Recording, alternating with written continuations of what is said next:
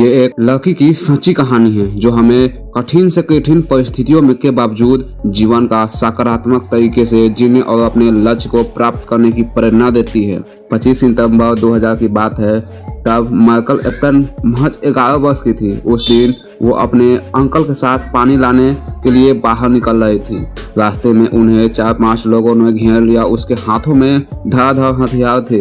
उन्होंने अंकल से जमीन पर झुक जाने को कहा और उन्हें बेरहमी से मारने लगे। ये देख माइकल ने सदमे में आ गई। वो उन लोगों को जानती थी, वे उसके पड़ोसी थे। उसे लगा कि अब उनकी जान भी नहीं बचा पाएगी और वो उनसे बचकर भागने लगी। पर वो छोटी सी थी और हथियार आसानी से उस तक पहुंच गए। वो चिल्लाने लगे, मुझे मत मारो, मुझ पर दया करो। पर उन दरिंदों ने उसकी एक ना सुनी और उसमें एक ने गले पर चाकू से वार किया। माइकल जमीन पर गिरकर बेहोश हो गई। जब थोड़ी देर बाद उसे होश आया तो उसने देखा कि वहाँ खून ही खून था और वे लोग अभी भी वहीं खड़े थे। इसलिए उसने बिना किसी हरकत के मरे होने का नाटक किया। जब वे लोग चले गए तब वो उठी और घर की ओर दौड़ने लगी। भागते भागते ही उसने देखा कि उसकी हाथों में हथेली हाथ से जुड़ी लटक रही है। यह माइकल और भी घबरा गई और रोते रोते भागती रही। जब वो अपने घर के करीब पहुंच गई तब अपनी माँ को आवाज दी। माँ बाहर आई और अपनी बेटी की हालत देखकर भयभीत हो गई। उन्होंने बेटी को तुरंत एक कंबल में लपेटकर हॉस्पिटल ले गई। हॉस्पिटल दूर था। पहुंचते पहुंचते काफी वक्त बीत गया।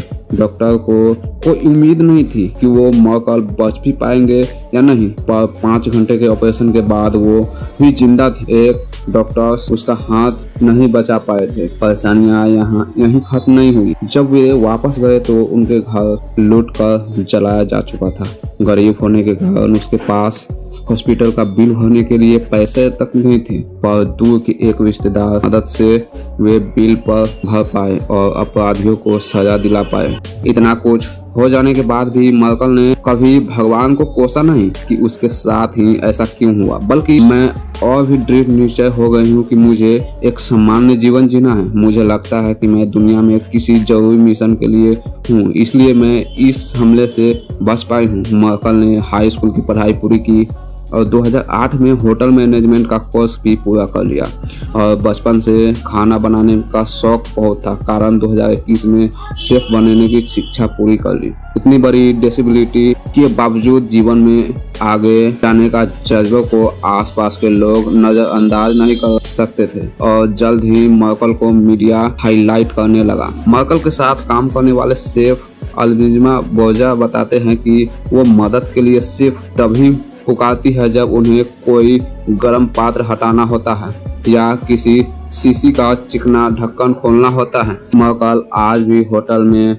बतौर शेफ काम करती है और अपने जज्बे के दम पर लाखों करोड़ों लोगों को प्रेरित करती है। फ्रेंड्स, अक्सर हम अपनी लाइफ में आने वाली छोटी मोटी परेशानियों से घबरा जाते हैं और अपना विश्वास कमजोर कर बैठते हैं, पर आज की ये कहानी बताती है कि सिचुएशन कितनी भी खराब क्यों न हो, हम उसे बदल सकते हैं। माइकल की ये कहानी बात हमें याद रखनी चाहिए। यदि फ्रेंड्स आपको ये वीडियो अच्छी लगी हो तो चैनल को सब्सक्राइब कर छोटी सी लाइक अवश्य कर देना।